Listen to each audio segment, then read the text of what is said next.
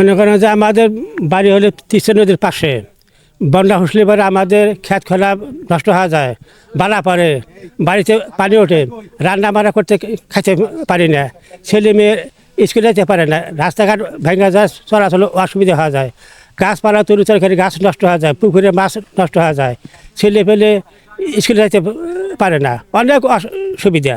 সেনাবাহিনীর ঘর রাস্তাটা বাদ দিলে আমাদের খুব অনেক সুবিধা হয়েছে, চলাচল খুবই সুবিধা হয়েছে, ছেলে মেয়ে স্কুলে যাওয়ার খুব সুবিধা হয়েছে, গাড়ি ঘোড়া চলে খুব সুবিধা হয়েছে। এখানে ওই দুলার আবাস সাবাদ নষ্ট হইলো, বাড়িঘর কিছু নষ্ট ছিল, সেগুলো ভালো হইলো বান্ধার পরে। এখন রাস্তাটা বান্ধাতে অনেক উপকার হয়েছে আমাদের, সবাই আল্লাহর রহমতে সুস্থ থাকতে পারবো। অনেক সুবিধা হইলো, আবাদ বসতের ভালো হইলো, মানে সব দিকেই সুবিধা, মানুষের সুবিধা, চলাফেরার সুবিধা।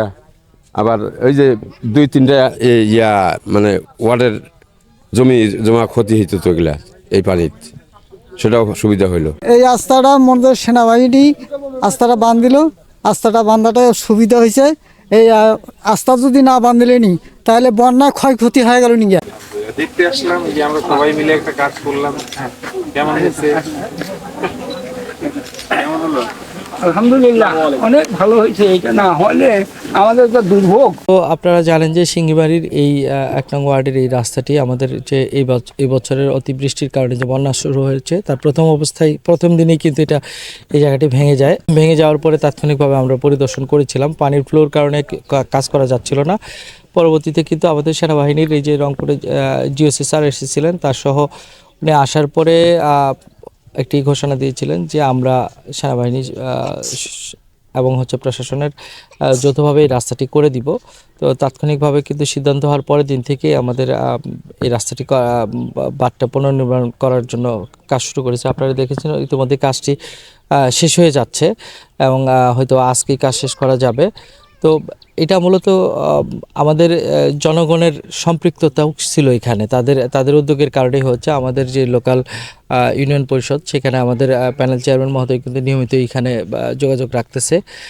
আশা করি এই ধরনের সমস্যা যদি হয় ভবিষ্যতেও আমাদের এই কার্যক্রম অব্যাহত থাকবে। এবং সেনাবাহিনীর যে ইঞ্জিনিয়ারিং ব্রিগেড আছে মূলত তারা কিন্তু আমাদেরকে যথেষ্ট একটি সহযোগিতা করেছে।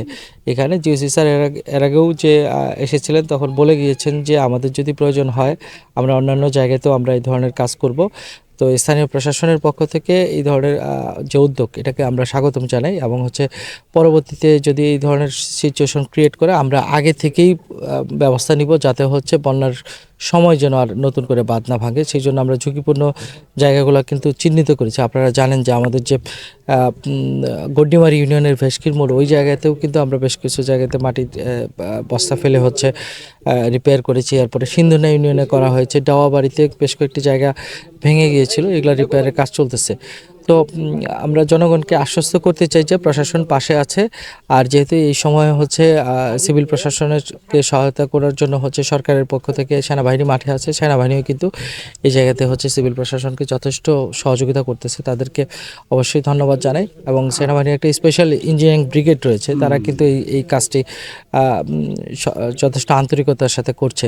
তো আমাদের পক্ষ থেকে, আমাদের হাতীবান্ধাবাসী এবং হাতীবান্ধা উপজেলা প্রশাসনের পক্ষ থেকে আমাদের জিওসি স্যারকে ধন্যবাদ জানাই যে উনি আমাদেরকে এই সুন্দর একটি কাজের জন্য সহযোগিতা করেছেন।